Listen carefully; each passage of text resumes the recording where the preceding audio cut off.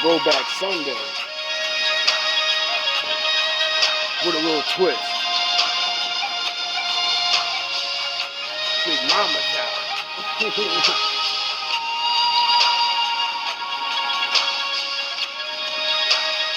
Shout out to the wolves. Salute to my ninjas.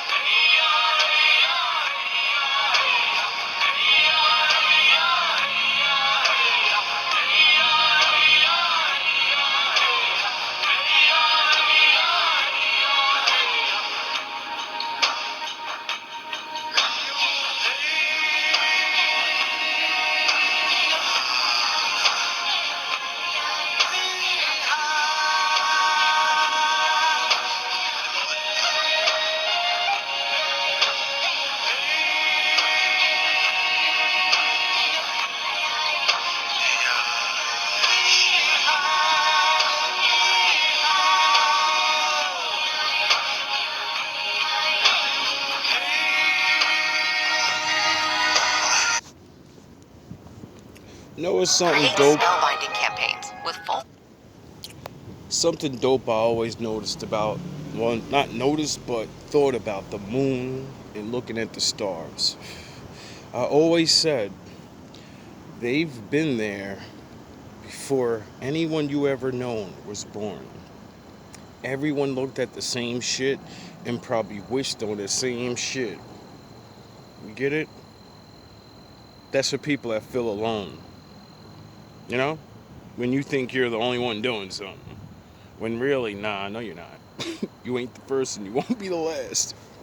Hello everybody, welcome back to my channel. Let's get another message to see what it is that y'all need to hear at the moment. As always, take what resonates and discard the motherfucking rest. So you guys, let's see what's going on in the energy today. I feel like your confidence is triggering people.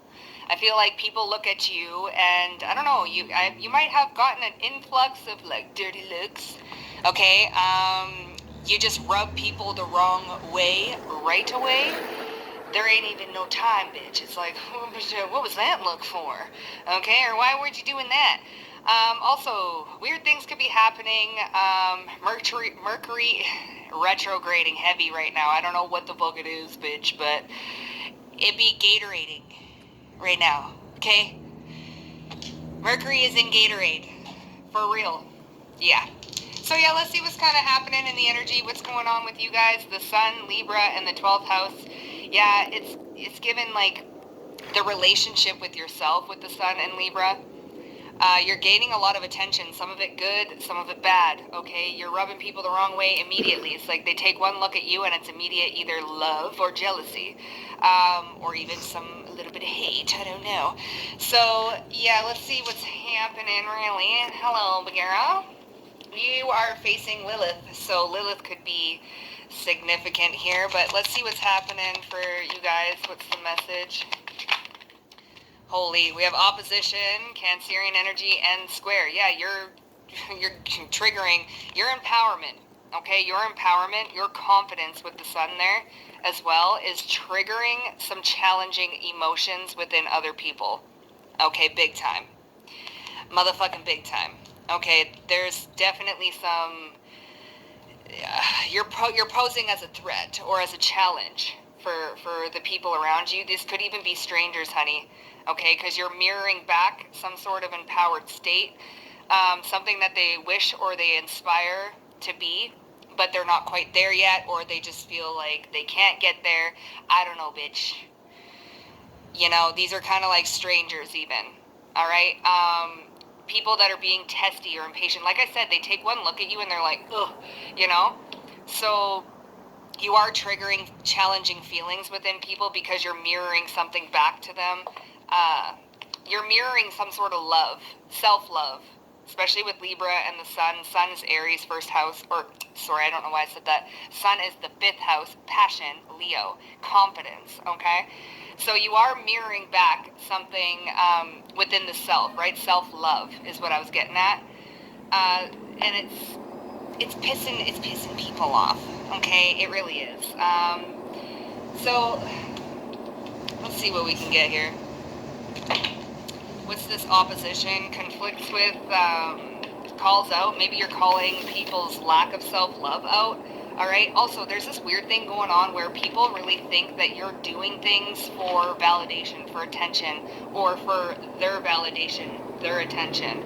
Okay. People are reading too deeply into your looks, into your thoughts, into your words. Bitch.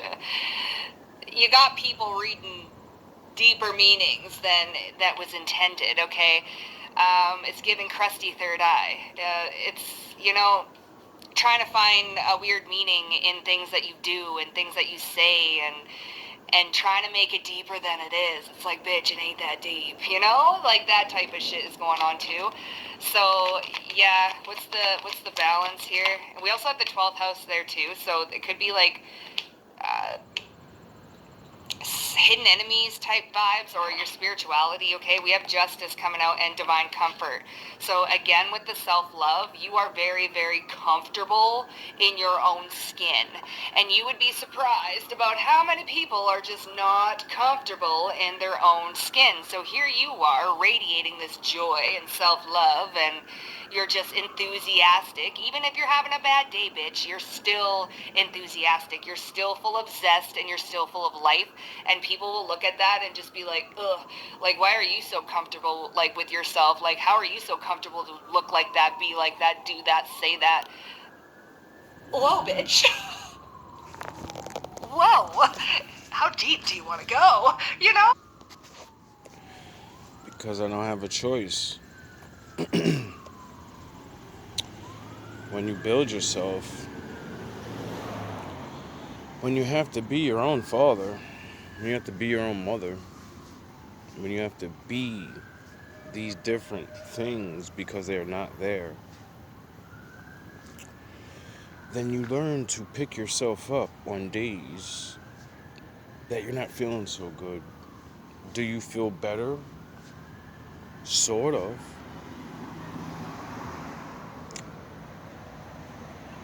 You just get used to not letting things hold you back from your happiness because there's other things that's going to happen the next day that can still make you happy. Are you going to pay attention to that? Or are you going to keep talking about the same shit that fucked your day up yesterday or the day before or last year? If you spend time talking about the things that fucked you up and not how to solve those things, you can't be happy. That's why I'm always happy. Because I'm not really always happy. I learned to see happiness where it is and say, well, that's what I got for today. You know? I woke up. I'm breathing. My father's still giving me time. Um, wow, I impressed myself. I fucking did the things that I said I wanted to do. It's maybe not the biggest fucking thing in the world, but my little goals matter to me because I'm my world. So then it means I just made the whole world happy. Me. You get it?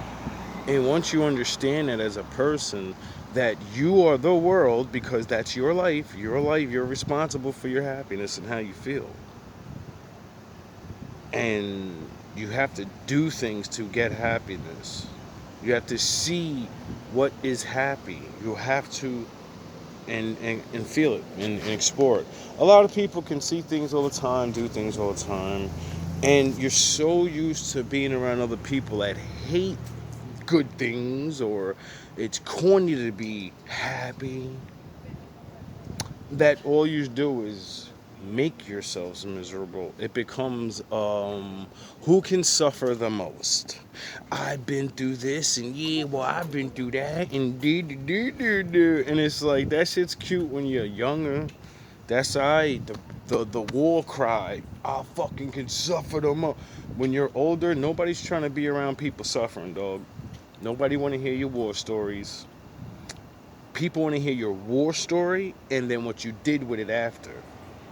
How'd you end up happy?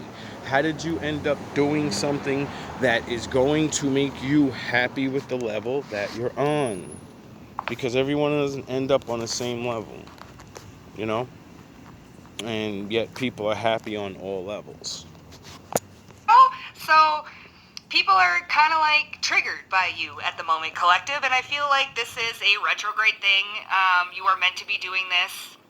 Okay, God is using you as a little bit of a tool, the universe, God, whatever you want to say. All right. Nice wolf dog. Brown and white. But justice and redemption, okay?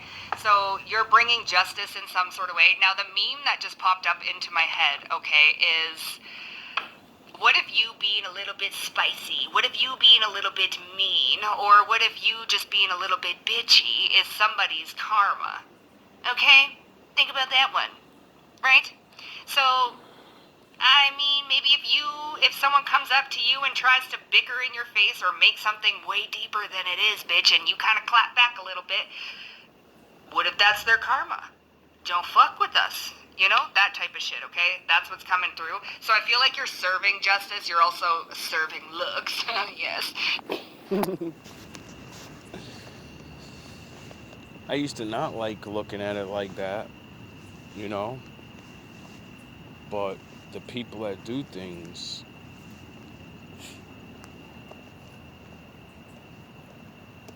it be just like that. You're asking for it. And then, you know, the Lord thing, see, that's just regular person shit. That's like high school shit. You know, the in crowd, the bullies, the. People don't grow out of that shit. They thrive off that shit. And they always forget there's that one motherfucker that you met in high school that, you know, they did their own thing. You know? You made him look corny in high school, but as a man, you can't do anything. All of that shit don't work because he stands on his own. He does his own thing. Once they find their own way, trying to, you know, make that person look bad, you can't.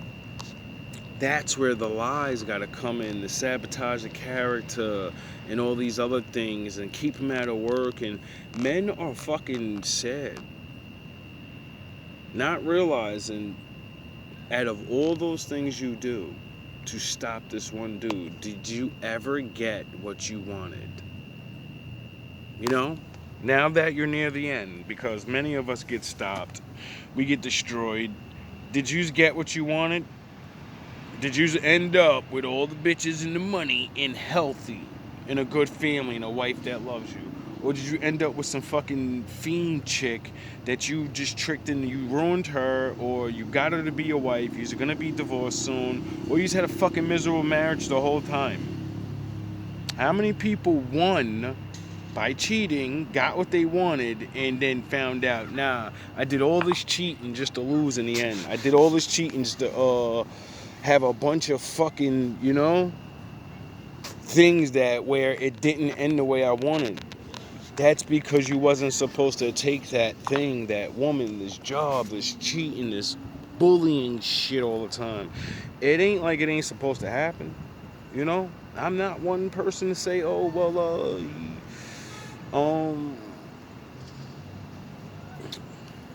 bullying, when it's done the right way, it sharpens people. It makes them understand the real world. When you're in the real world, people ain't gonna stop, and that's why I know God's real, because He stops you. Coming through. So I feel like you're serving justice. You're also serving looks. Yes, you definitely are serving the looks. Okay, good, bad, ugly, don't matter.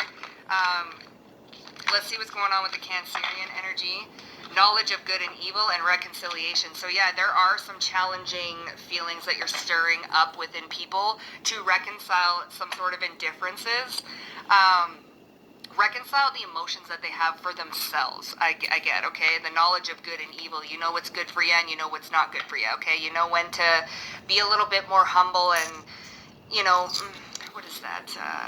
Equitable or, no. You know when to be more Turn the fuck up. passive, I want to say, and you know when to kind of like, all right, put your foot down in certain situations, all right? You reconcile feelings within yourself, or you're reconciling some sort of feelings within yourself, but this is also nostalgia here. Comforting, nostalgia, okay, protective, okay, so maybe you're protecting yourself as well. You're not just letting people step all over you and shit like that, say what they want to say. What's the challenge here? People used to Transformation. doing that to So people are having a hard time trying to transform their emotions, okay? Submission to a higher order. You're causing very challenging transformations within people, literally just by doing you. Okay, just by walking around in the streets, just by loving yourself, doing whatever, staying in your own lane, honey. You're causing some sort of difficult, challenging emotions and emotional reactions in people. And Spirit is doing this as some sort of justice so that they can reconcile the feelings that they have about themselves within themselves. Okay, that they have not been confronting. They've been denying, they've been rejecting, they've been pushing them down like they don't fucking exist, like they don't matter. And here you come, full of self-love, self-empowerment, radiating, fucking just doing the damn thing, staying in your fucking lane, and people are just mean mugging ya. They're mean mugging ya, honey. Yeah. It's okay. Like that. Or they don't. Now, let's end this with a story time. When the wolf was a god. There was a time before the coming of man when the wolf was a god, and a powerful god at that. With his speed and cunning he was god of the hunt, with his mate, who he kept for life, and the cubs together they were gods of the family. But most of all, with his songs he was the god of night, a protecting spirit against the black, the unknown. He was a god, was very much a part of the old ways. But then came the man and his new ways. He worshipped a new god, a god who lived in the clouds, a god that had no shape, yet could be seen in everything, but the god himself could not be seen. Some of our people switched to this new god, and others switched only to save their lives. The man's nation grew, our land was taken. They field was farmed, and the great trees cut to support the new nation. In this nation, there was no room for the wolf.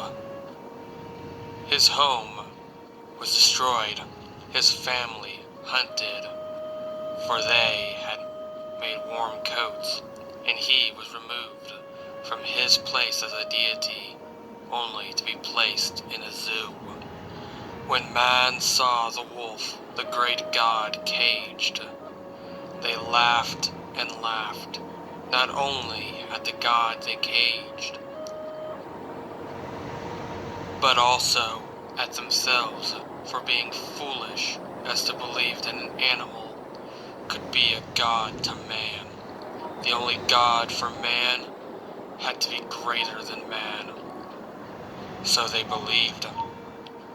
Over many years, people began to doubt the God in the sky. How did He create man, the river, and the sky? Was there really a God? For no one saw him. Man was so great. He placed a man on the moon. He tamed the animals, invented machines that could work and save lives. Who needed a God? Many people did, but not the same God. There were gods of rocks, gods of screens, as well as the green god, the almighty dollar. It seemed that everything had a god and the supporters that would fight for the cause. Then the god of the sky fell from the grace, only to be replaced by two gods. These two gods were greater than the god of the old sky. Together they fought, divided the world between them. The eastern part went to the great bear, while the western half belonged to the proud eagle. Both gods wanted to be the only god. They always fought with each other, coasting them with only the living of their followers. A small price to pay for total power, and from his cage, the wolf watched. The fight between the two gods grew more violent, with more people dying. People prayed to the two to stop, for they were afraid. The gods, both of them, turned on one another, on the ones who were afraid of them, and struck them down. Their only crime, being of weak faith. Then the people began to turn to the wolf for protection. "We were foolish," they cried. "Please protect us. The bear and the eagle they are mad." As a show of faith, they set the wolf free. The wolf, not stopping at their cries, ran straight for the woods, and he was gone. The people sat numb. Who would save them now? As night fell, the people could hear the wolf sing, and ran to the sound. They found the wolf sitting on a rim of a large canyon. "Come, all of those who wish to be saved, for come daylight, my brothers, the eagle and bear will fight their last battle." "Who will protect you then?" the wolf cried. "Come into the canyon and I will bury you like a prized bone, and then the fight. And when the fighting is done, I will dig you out." "Why do you run when we set you free? Will you run again and leave us forever?" cried some of the people. "I ran to dig the canyon to save you all. If you do not trust my word, so be it. You do not have to come to me." Many did not trust the wolf. They feared he was angry at them for mocking him, and so he would not protect them. Those people went home, yet many stayed. The wolf buried them deep into the earth. For their protection, he felt their fear and sang to them so they would sleep. In the morning, the wolf sat protecting his followers when Eagle came to visit. "Brother Wolf, please join me, for I have a plan that will destroy the bear. I will cause the land he walks on to burn. The bear can't fly like I, and he will burn."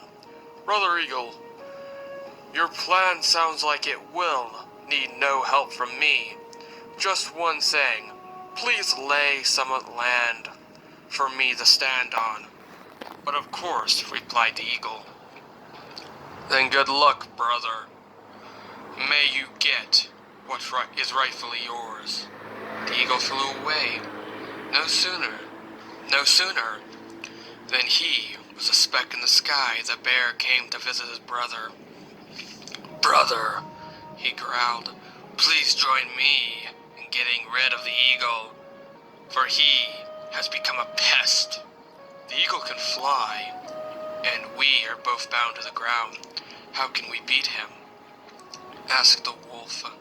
I have found a way to cause the stars to flame and fall on the earth.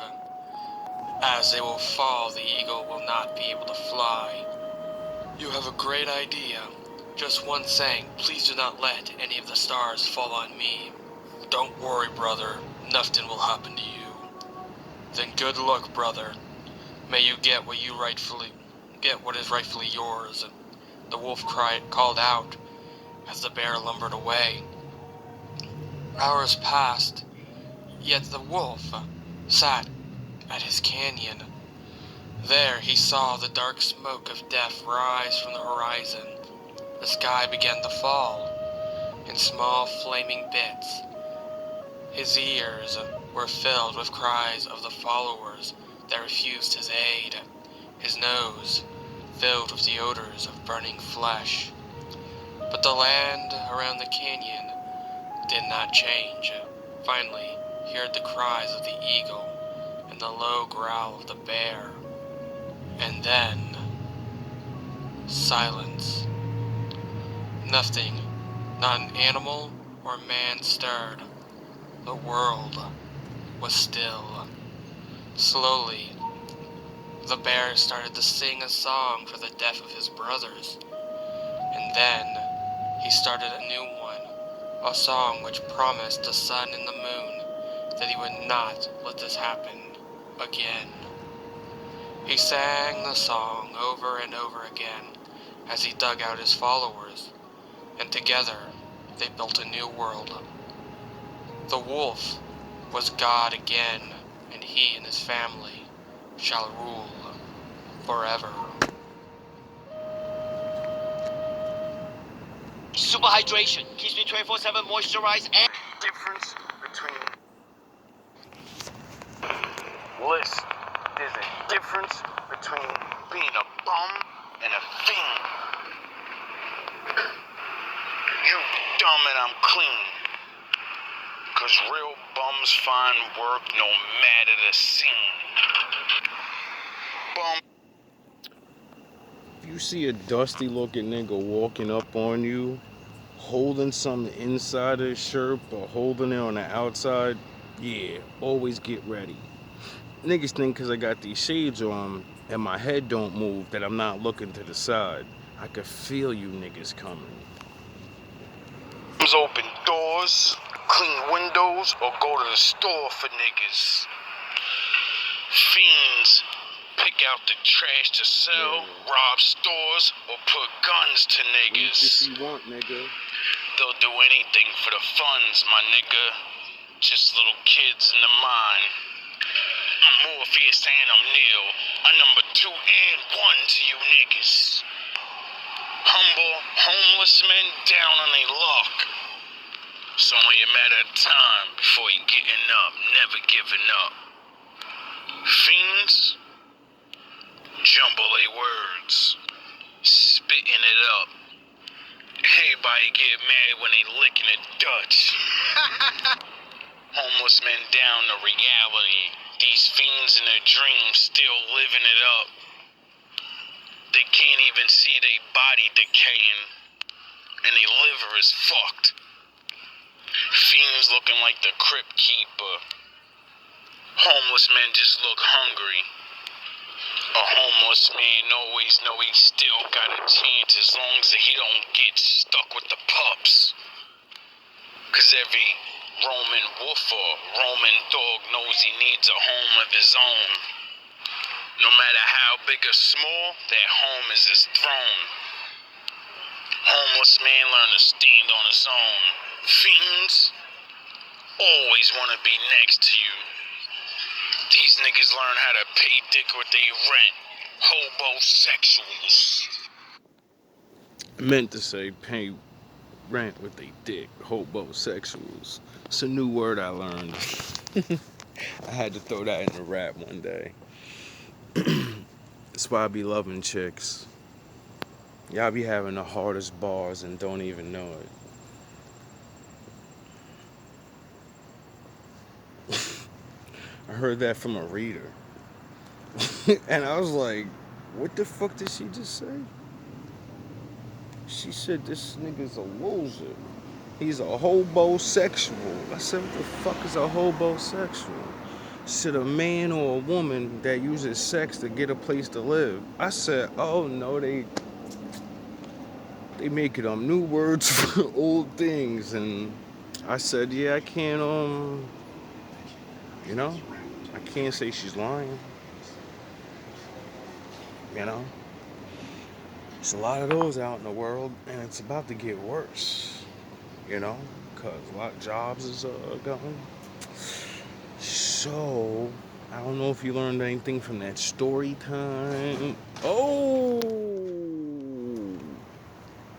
he just took the plunge. Yo, I keep seeing niggas flying off the bikes. That's just like a person I seen fall, bro. I seen this other nigga try to pop a wheelie on them shits. This nigga damn near killed himself. Yeah, I swear to God, this block is hatched or something, bro. Like, this nigga, what the fuck going on? He was just... Anyway, all love, all praise to the Most High. Another day in the life of GMB TV, baby. We outside.